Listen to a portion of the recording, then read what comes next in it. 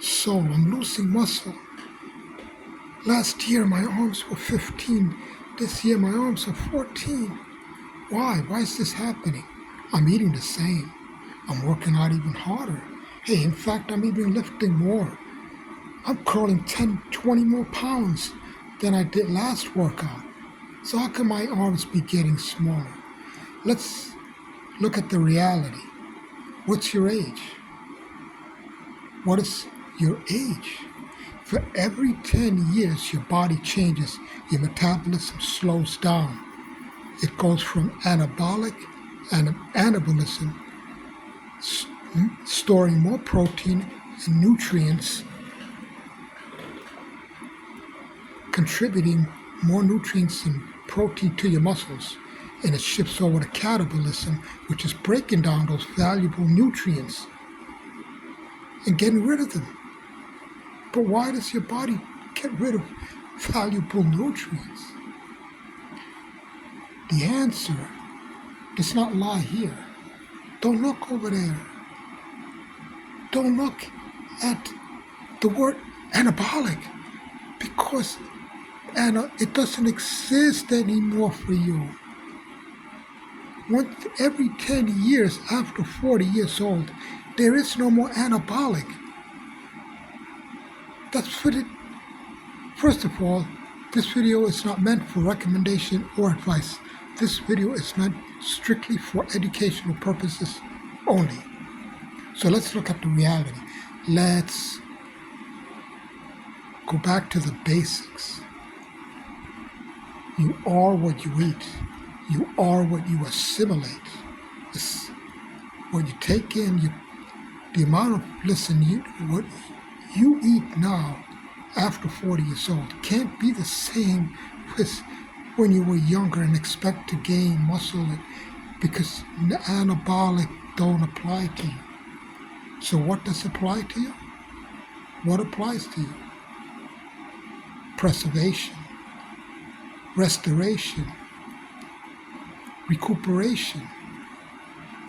Now, instead of working hard, you have to focus more on recover.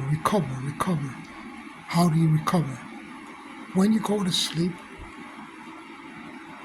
ideally, now I know a lot of people, but can't go to sleep early, but hey, listen, if many people over 40, over 50, over 60 are retired, especially if you're over 60, typically many people are retired, or at least have the options and have more, at the very least, if you're over 60, you should have a more flexible schedule now than when you were young.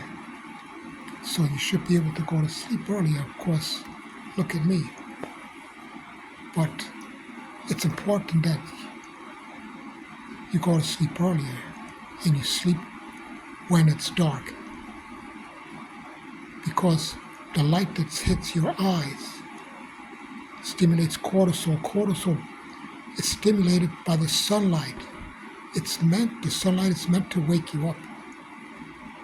You're not meant to be sleeping when it's sunlight, so ideally you should be going to sleep when it's dark and getting at least a nice 6 to 8 hours of sleep in the dark, in the nighttime. This is when your body is restoring itself. This is when the melatonin in your brain is actually releasing to help you sleep and help your body relax, and your nerves to relax, and your immune system, most of all, to work, because your immune system is located in your thymus gland and your thyroid, in your liver. It releases powerful proteins that help your body restore and helps keep your liver healthy. If you do not have a healthy liver, no matter how much you eat and how much anabolic you think you are, you're not going to grow. You're not going to recover. So remember, we're talking about recovery. It's no longer about growing. It's about recovery, about not breaking down, about keeping what you have. So getting to sleep early when it's dark, staying in bed a minimum of 6 hours when it's dark is important. That's the first thing. The second thing, don't load up in meals. Your portions have to decrease. You have to space out your portions. And if you have less meals, still the portions have to be less. It's the way it is. Pay attention to what foods agree with you and emphasize a balance rather than amounts. Now I hear all these macro this and macro that. It's about a balance of nutrients. Getting all your nutrients is more important than the quantity of protein, fats, and carbohydrates. It's getting the balance of your nutrients. Otherwise, your metabolism, and this is what recovers your metabolism, is the most important. So you're talking about a balanced diet, getting adequate sleep at nighttime. Now let's come to workouts. Sets, reps, don't worry about it. It's called effort. Gauge your effort on a scale of 1 to 10. You should be working at a level between 6 and 7. There's no need to be hitting yourself and pushing yourself too much. Now, occasionally, yes, you can go to that 8 or 9 in effort level. So if you go to an 8 or 9 effort level on a scale of 1 to 10, then you should take another 1 or 2 weeks to get back down to that 6 and 7 effort level on a scale of 1 to 10. And another thing is, to recover, you should be getting your fresh air. You should be taking nice walks to relax, because stress is the number one thing that will break down your muscle tissue. Another thing is sugar. The amount of refined sugar destroys the B vitamins, and the B vitamins is what helps your body metabolize carbohydrates. It's important for nerve functions and to repair your skin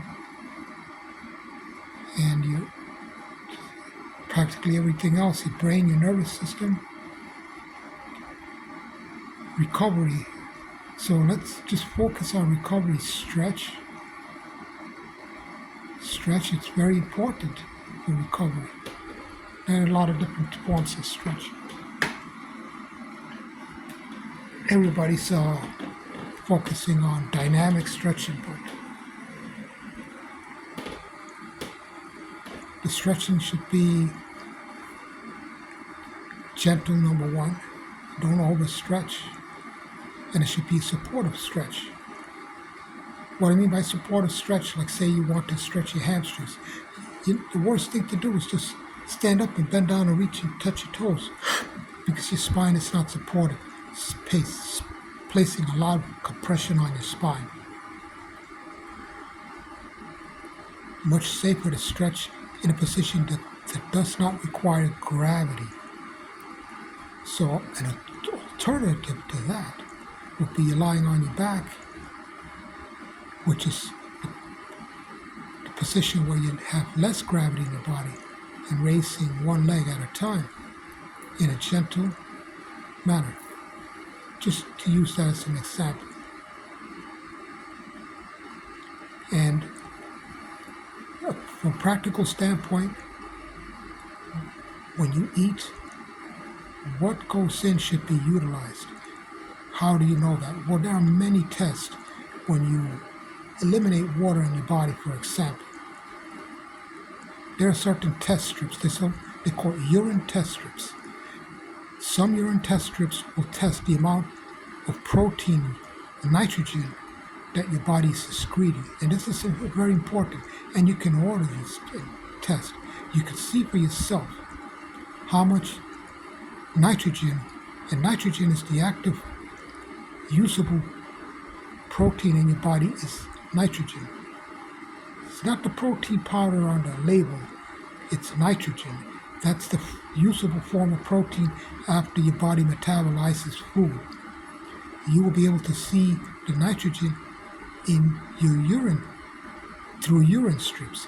Now, if you're seeing a lot of uh, nitrogen on the urine strip, that means your body's eliminating the protein that you're eating. Then you have to, perhaps get medical consultation, because there could be something much more serious in your body, or it could be that you're eating too much protein, or you're even eating too fast. You have to look at the amounts you're eating, and if the type of food that you're eating agrees with you, or like I said, seek medical consultation, because sometimes it could be an indicator of something that's wrong with your kidneys and your liver. So this is why, like, checking if your body's excreting protein can be a very practical. Now, I'm not saying to you do this, but on the whole, knowing whether your body's using the protein that you're taking in is very, very important. Now, of course, you can go a much more, rather than playing doctor yourself, a much more advisable route would be to go to seek medical consultation, the right medical consultation, who could tell you and perform the proper test to see if your body's using the food that you eat, and if you are indeed taking in a balanced diet. In other words, seeking the help from a professional nutritionist. I mean, if you want to do things right and not just look at, some guy who's saying, I'm anabolic, or I know about anabolic. That's not the route to go. You seek professional medical help. So that's my take on how to keep this. Now, another thing is, I don't have the advantage of these medical professionals, because I can't afford it. So I gotta just do my own testing, and which is one of the ways that I actually could gauge how many times is by my weight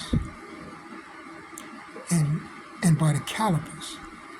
So if I'm 170 pounds today, I measure my arms and they're 14. And then I do a third thing. I take the caliper measurements, measure my fat. So if I see I'm 170, my arms are 14, and the caliper of fat is going up.